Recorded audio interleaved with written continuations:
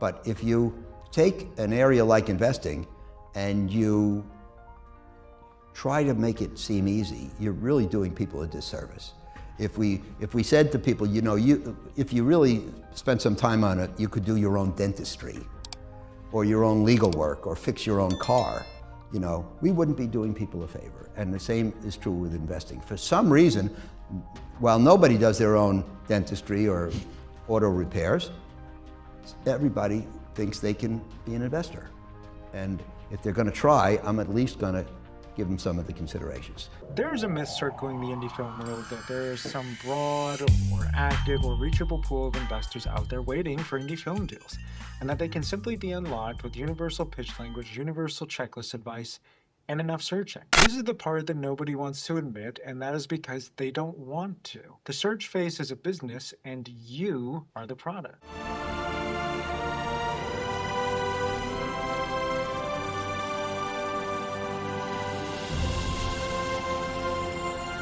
Somewhere right now, there's a filmmaker that is putting together their pitch, finishing touches, and about to send a cold email for someone who will never take part in an unsolicited journey. And they have no idea, because they aren't told that, because someone who has never raised a dollar in their life outside friends and family told them exactly what investors want. You see, you've spent months preparing for a meeting with someone who doesn't exist in the way that you think they do. That's not poetic, that is literal. There's a composite investor living in your head right now, built by people who have never deployed capital, never watched a deal fall apart, and that had nothing to do with the project. Never sat across from someone who said yes and meant something completely different than what you heard. And you've been preparing for them like they are real. They are not real.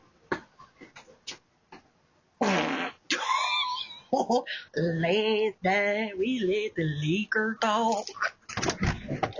And I'm going to tell you why. Actual investor behavior with actual market realities and the kind of information nobody making money off your confusion will give you ever. But wait! There's more! Hang on to your seat, baby! Cause this one's a screamer! Let me show you where this myth comes from. To get to the point, here's a real post. Shared hundreds of times, written by someone whose profile says they work in film finance. Serious investors want predictability. Film only becomes investable when you treat it like an asset class. Investors want 4 things: predictable economics, controlled budgets, real downside protection, and upside that isn't capped. That sounds right, doesn't it? Sophisticated? You sure about that? You sure about that? You sure about that? That is the scam. The vocabulary is correct, but the substance is missing. Ooh, asset class. Oh, downside protections. Ah, predictable economics. The person who wrote this is a fucking clown.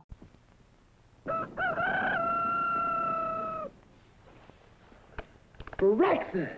And like most clowns, they get following for all the wrong reasons. Controlled budgets is described as a philosophy. A philosophy. It's not a deal term, it's not legal protection, not a repayment position, not a mechanism, not a single thing an investor can actually rely on. A philosophy. That is bullshit. Investors do not put money into philosophies. They put money into terms, priority, rights, controls, repayment, actual protections. Then we get the real downside protection. Okay, show it. Show me where it sits in recoupment. Show me what part of the budget it actually protects. Show me the order. Show me who gets paid first. Show me who gets wiped out first. Show me what happens when the tax credit is delayed. Show me whether pre-sale is real, contracted, or collectible. Show me what happens when the soft money comes with restrictions. None of that is there because this is a list of words the author has heard before and is now repeating back to people who know even less. Incentives, pre-sales, soft money. Great. Anybody can write those words. My 10-year-old niece can write those words, but the difference is that I do not have to pretend she actually understands how they work. This post has none of that. Then there is predictable economics. Predictable based on what? What exit? What buyer? What revenue path? What assumptions? What comps? What market? What timing? You do not get to write predictable economics and then walk away like you've proved something. Then the explanation is that it is a structured revenue path. That phase means absolutely nothing unless you show the path. Who pays? When? In what order? After what fees? After what expenses? After what debt? After what distributor deductions? What does an investor actually receive and when do they receive it? Hey, it's me. Knock, knock. So, you got my money? Huh? Oh, yeah, I'll pay you soon. Yeah, well, here's a suggestion. Have the money by tomorrow and there won't be any problems. Huh? Yeah, 24 hours. Why? What happens in 24 hours? I don't know. Not psychic, man. I'm just saying it would probably be better for everybody if you had the money tomorrow. Yeah, all right, I'll see what I can do. Sweet, sweet, great. How's everything else going? Good. All right, all right. See you later. Don't forget. Nah, you're not gonna forget. Without those answers, structured revenue paths is just another fake smart phase for people who want to sound informed in public. It is the sound of expertise with none of the expertise behind it. And then, of course, it ends with a question. What do you think investors value most in today's entertainment landscape? That question is the tell. That is not teaching, that is not authority, that is not analysis. That is the engagement bait. They're not asking because they know, they are asking because they do not know. They dropped 4 empty phases into a post, and now they want comments to help to finish the job. That is the whole trick. Say something vague about this and that, enough to sound smart. Let other people fill in those blanks. Collect attention, collect followers, pretend the activity is credible. Coincidentally, I had multiple people reach out to me and send me private messages for actively calling this person out. But I want to bring up 2 valid points here. I will call this person Postin' Viper. And I quote, while they present themselves as innovators in the distribution space, my direct experience tells a very different story. Their most recent release was a joke. End quote. Quote number 2. Several legitimate people have told me to avoid that person. They're a grifter and have taken people's money and run with it. End of quote 2. So those aren't complaints about bad takes. That's a fraud warning about the person teaching you how to raise money. Someone who has actually worked with investors doesn't crowdsource the answer from LinkedIn of all places. They know the answer. They lived through 10 deals that proved it. The question is there because idiots reward it, and this person's business runs on followers, not results. This post got shared because it made filmmakers feel educated. That is the most dangerous possible outcome because now a filmmaker walks into a real conversation, says downside protection and asset class, and the person across from them either moves immediately or asks one follow-up question that exposes the whole thing in under 60 seconds. Well then, good day, mate. Let's put another shrimp on the barbie. Let's not.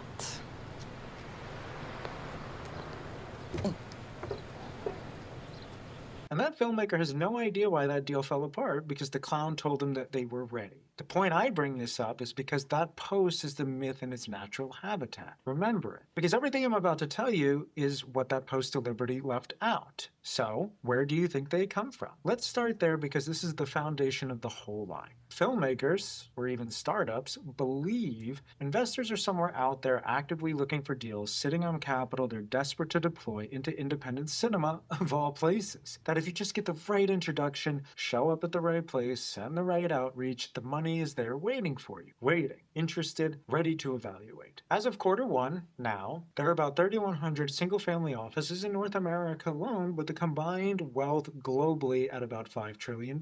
These entities exist to preserve and grow family money across generations. Public reporting does not show any meaningful, identifiable pool of family office with a dedicated film mandate. That is the point. So if independent film were a real allocation bucket, in this world specifically, it would show up clearly. And it does not. Venture firms are not built for one-off film risk. They are built for startups with growth trajectories, repeatability, and the possibility of outsized portfolio returns. Recent reporting still frames investor appetite at around high-performing startups with clear growth trajectories and recent academic work on VC selection, and that is studying source startup deal flow, not one-off entertainment assets. A film is not a startup, there is no product iteration, no repeat customer loop, no version 2 if the first one misses. Not because film suddenly fits the standard venture playbook. Buyout funds are not much better. Bain's 2026 private equity report says buyout funds are sitting on a record $3 trillion in unrealized value, with exit hold periods around 7 years. That world is built around buying companies, improving them over time, and exiting later at a higher value. A single film does not give them the same levers. There's no operating turnaround, no multi-year value creation playbook, no normal buyout logic. So no,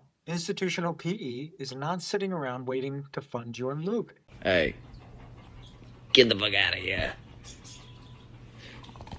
In 2026, the indie market is not a reliable exit machine. Traditional buyers are pulling out. Theatrical costs are soaring.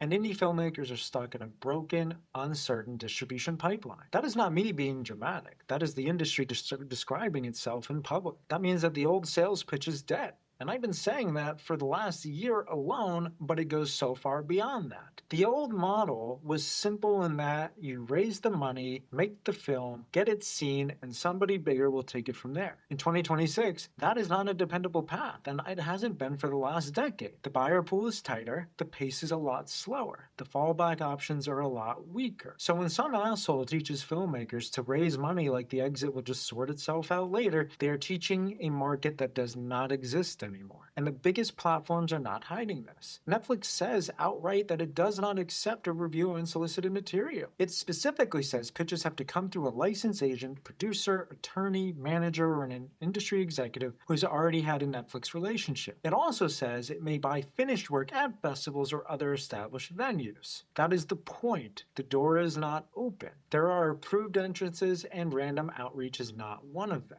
So if some asshole in a suit sitting by the fireplace is still teaching filmmakers to build around the fantasy that a streamer will pick it up, they are not teaching the 2026 market. They are selling a dead script to people who do not know the scene has changed. So who's actually been funding independent film? That's the big question, isn't it? But it is mostly unaccredited private people, not some deep, orderly institutional lane, not a clean market of full buyers running the same process. Film independence still describes private equity as the most common source of indie film funding, and legal guidance on independent film and TV productions still describes independent raises as money coming from private investors, production companies, and other non-studio sources. That is the real picture. It is scattered, it is private, it is personal. A dentist in Ohio who wants it, a real estate developer who wants a producer credit, a founder who just had an exit and likes the idea of being in the business, a retiree who wants a cool story, a premiere invite, and something more interesting than another passive allocation. That is not me reducing the market, that is the market. I live this every day. A lot of indie film money does not come from some hardened institutional process. It comes from private wealth attached to ego, vanity, nostalgia, status, access, curiosity, or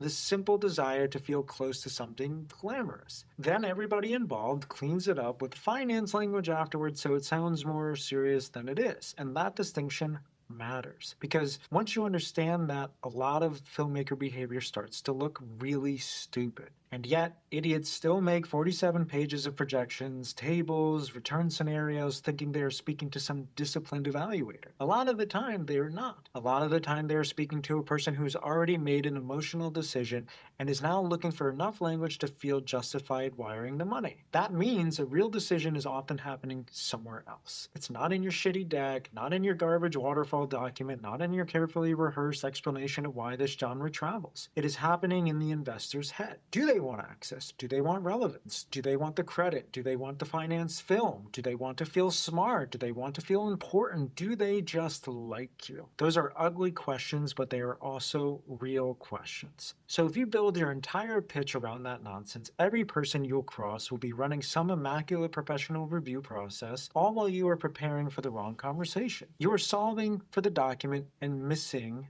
the human being. You are answering the question you wish they were asking, not the one that is actually driving their decision. That is why so many filmmakers and startups leave these conversations confused. They think the issue was on the surface, but the issue was that they brought a boardroom answer to a private person decision. That is the actual history of a huge amount of independent film funding. Not a neat wall of institutions, not a mature buyer class, private people with money, mixed motives, and just enough self-justification to call it an investment. So now let's talk about the investors who are running a real process, because they exist, and they are nothing like you've been taught to prepare for over a 6-month lab course or boot camp. And so it starts like this. The GP, or as we call it, the general partner running an active fund. A GP is not judging your deal in isolation. A private equity fund is a pooled vehicle. The investors commit the money to the fund. The advisor invests on the fund's behalf. Private equity funds typically have an investment horizon of about 10 years or more. Traditional private equity funds usually run 10 to 12 years, with the first 5 to 6 used to put money to work and later years used to manage the exit. The fund documents govern the terms of that relationship across the life of the fund. That means that a GP is not free to do whatever sounds interesting. Under federal law, an investment advisor is a fiduciary. fiduciary. The SEC says that duty includes care and loyalty, and that advisor cannot put its own interest ahead of the client's. Okay. What you want, huh? I want Muken Tuken restaurant chain. No. But if I tell, you know have chain anyway. Bizop, so you not give any incentive? Oh, okay.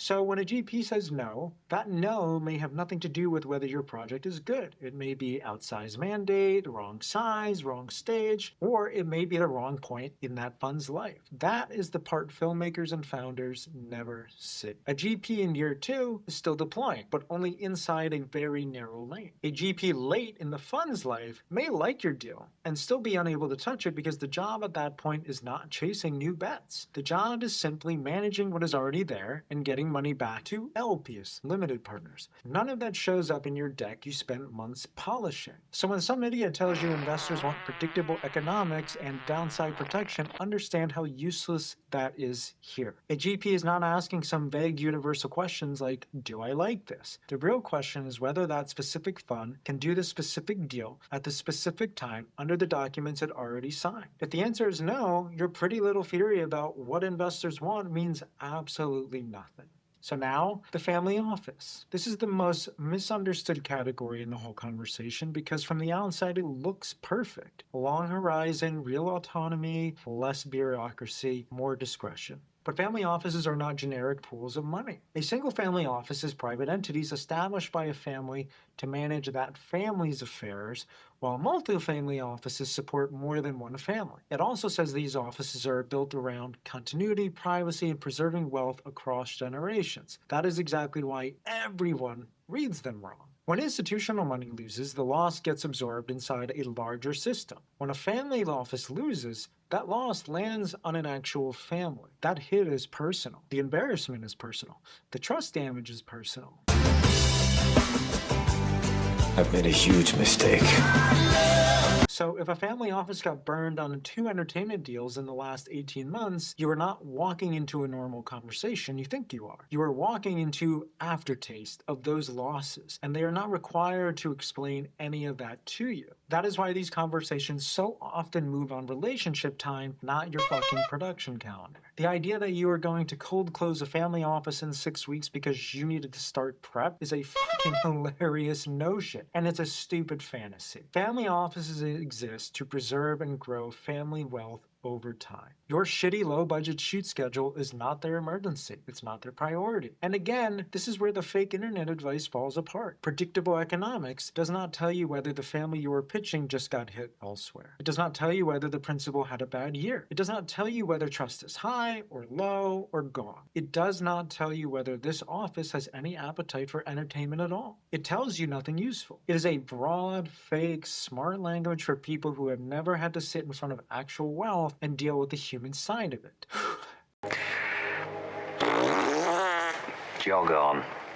The angel investor is a high net worth individual who invests personal funds into startups and who typically meets SEC standards for accredited investor status. That matters because an angel is using personal money, not institutional money. The decision is closer to the person. The reasoning is usually messier, and film makes that mess worse. Most angels have no clean way to judge a film because film does not behave like the business they usually know.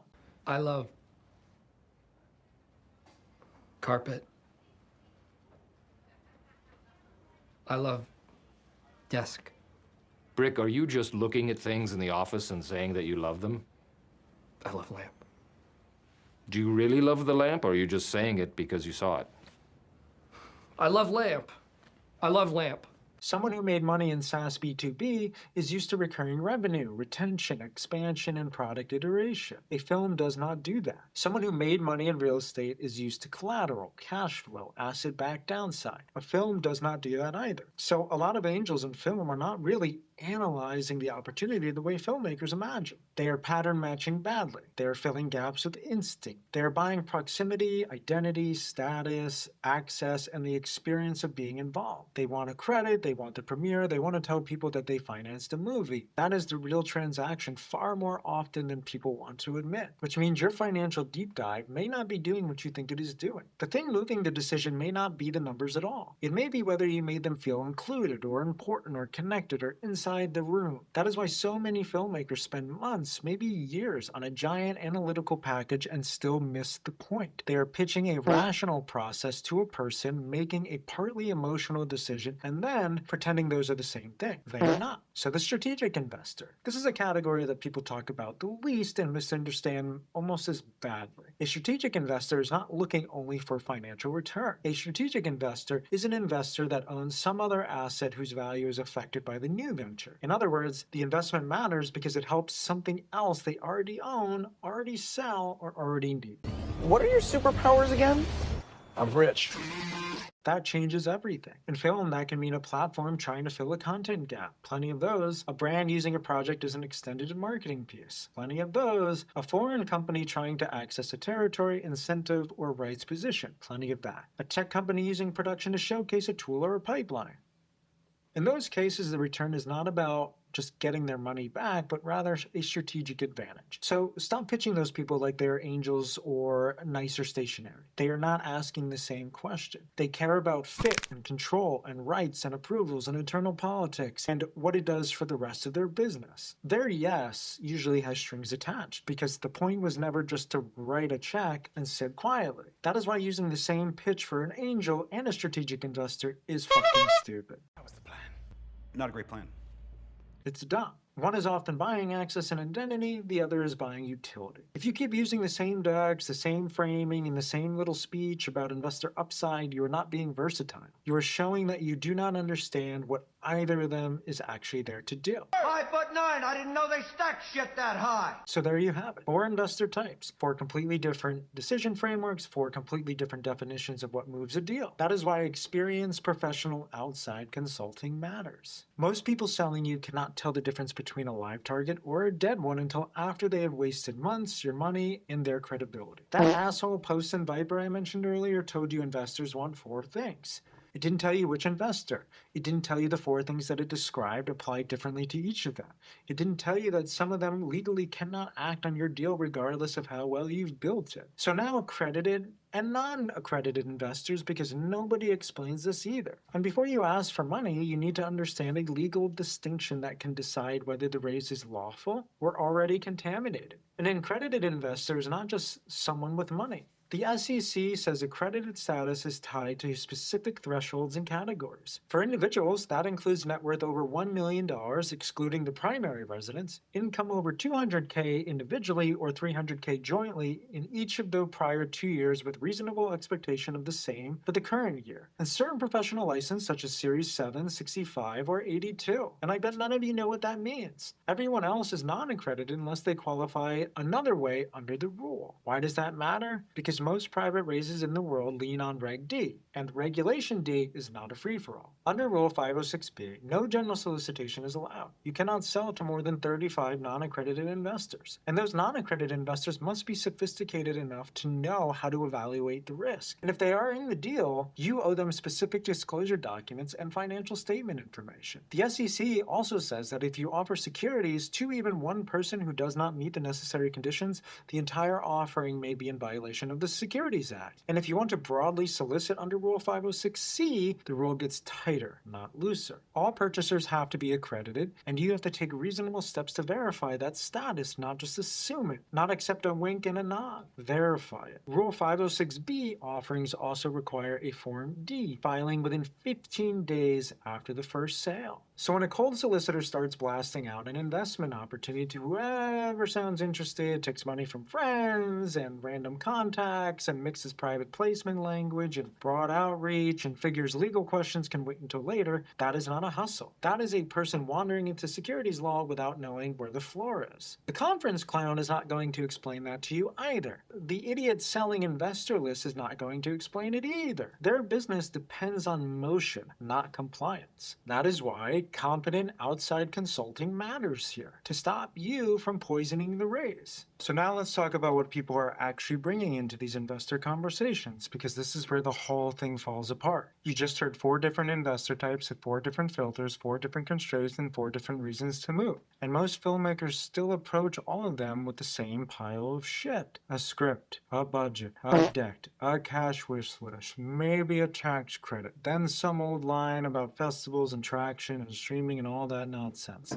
That is not an investment case. That is a production package pretended. The script tells someone what the movie is. It does not tell them what happens to their money. It does not tell them what gets paid before them, what gets paid after them, what triggers repayment, how long it could be waiting, or what happens if sales disappoint. The budget is not much better. It tells someone what the film costs to make. It does not tell them how revenue flows after the film exists. A script is a creative document, a budget is a cost document. Stop confusing either of those with an answer to an investment question. The tax credit is usually the only part with real financial weight behind it. And even then, most filmmakers talk about it like a coupon. Georgia's tax credit is still 20% base, transferable credit with a possible 10% uplift. But that uplift is tied to separate promotional and distribution requirements, and the credit itself cannot be claimed until after a mandatory audit. California's tax credit 4.0 runs through June 30th of 2030. It applies to qualified expenditures and caps qualifying spend depending on the category. Those are real offsets,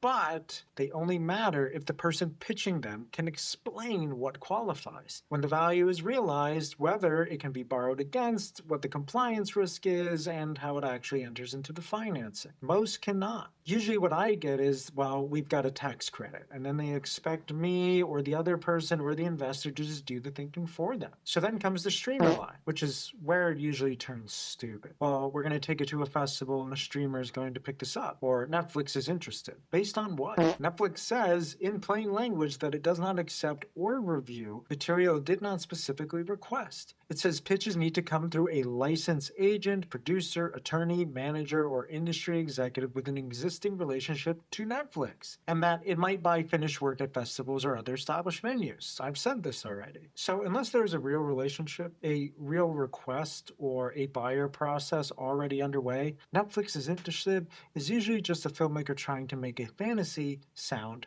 official. So what you are really bringing is make-side material. You've got the story, the cost, the taste, the tone, the hope, whatever you have. None of that answers the only question that matters. What happens to the money? If your package cannot answer that cleanly and directly in the first 30 seconds, then you are not bringing an investment case, you are just bringing more homework. And where are you bringing that homework? Because that part is broken too, and that's part of this as well. Film markets are real. They also have a real purpose. Now, I haven't been since 2017, but the AFM openly markets itself as a place to showcase films and projects. You can meet buyers, you can go see screening films, and, well, you can connect buyers from 80 different countries. Its 2025 wrap-up said 500 buying companies from 6,100 countries participated. The EFM this year, 2026 wrap-up said 606 films were screened and about 1,700 buyers attended. That is what these markets are for. You go for sales, you go for buyers, you go for screenings, and hopefully distribution. Or there's plenty of distribution traffic, but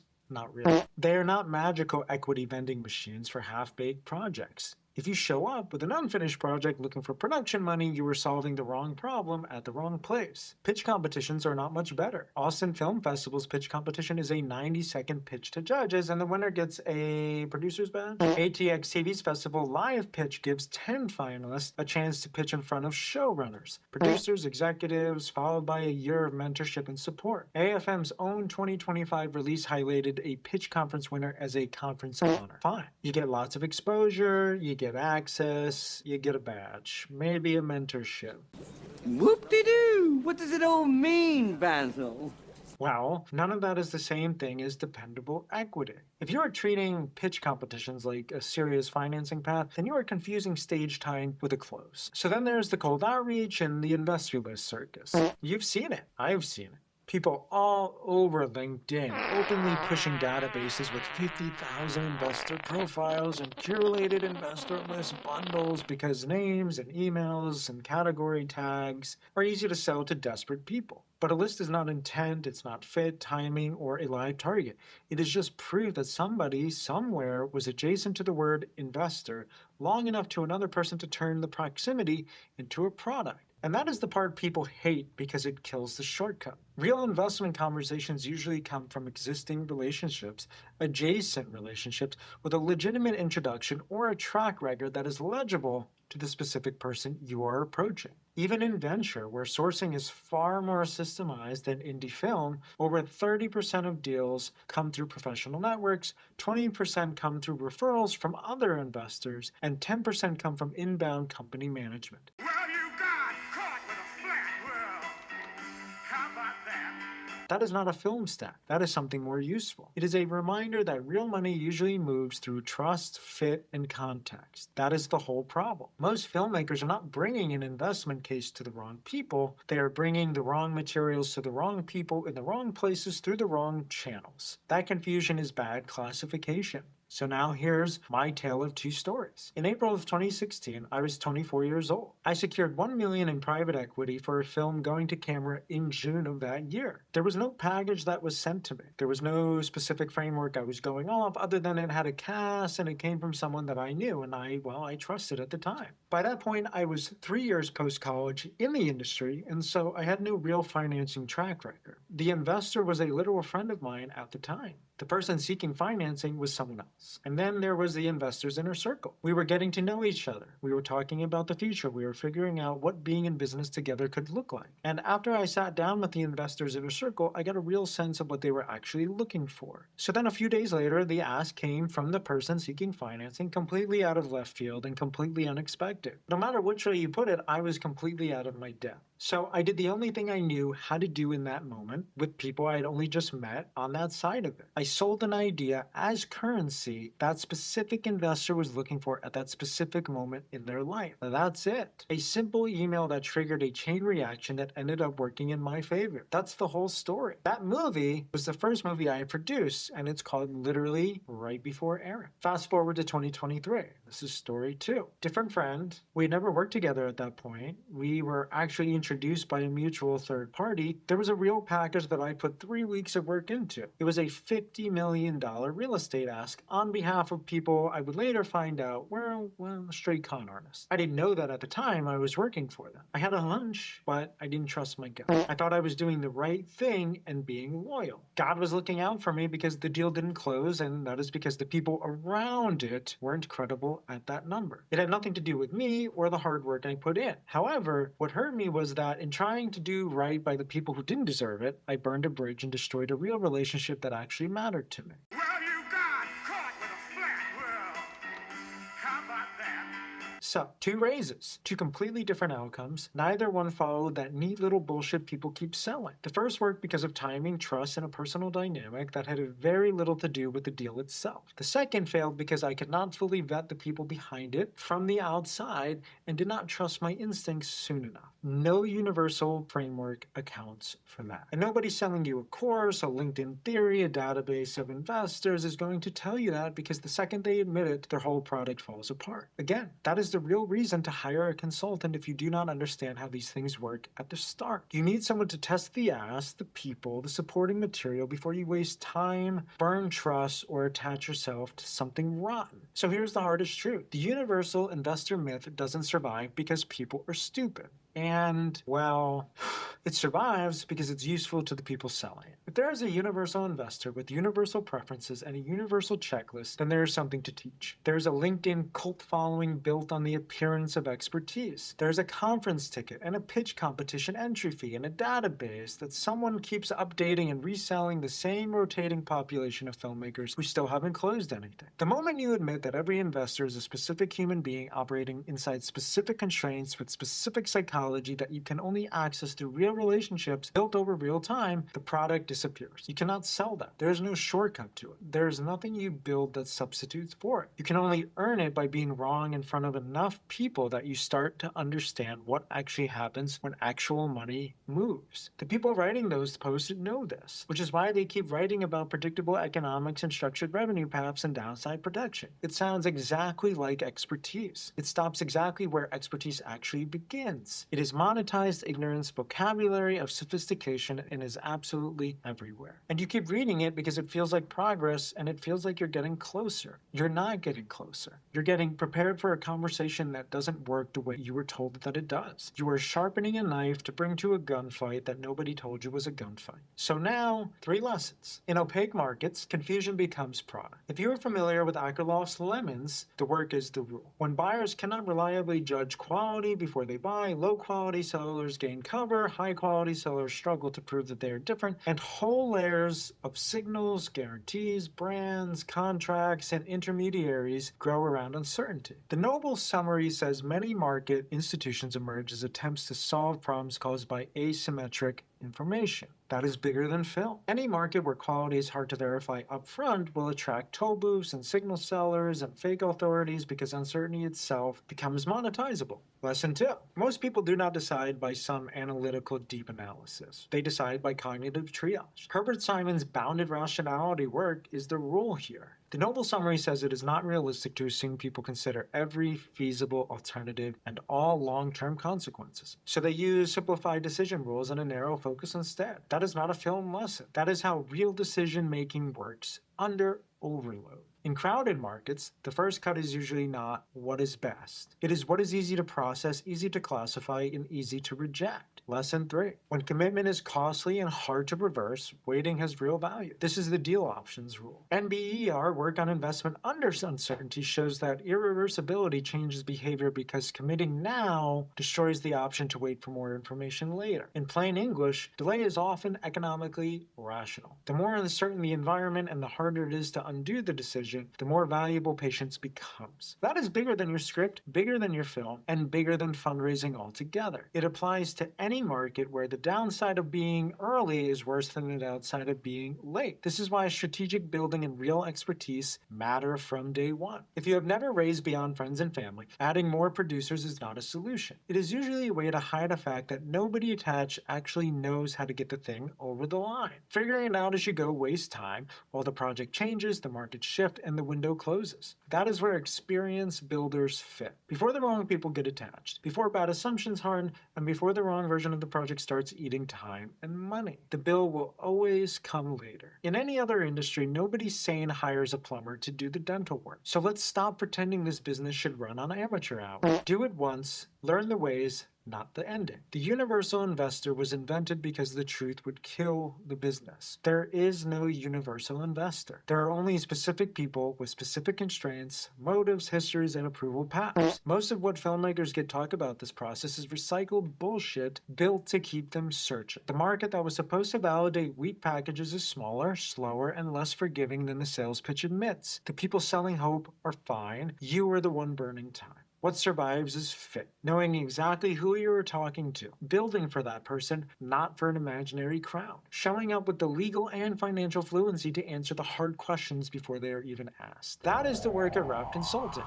Build the package for the actual target. What is your risk-adjusted project profile? Let's find out if we're the right fit. Everything that you have been sold about this process was built to keep you searching. Return that shit to sender.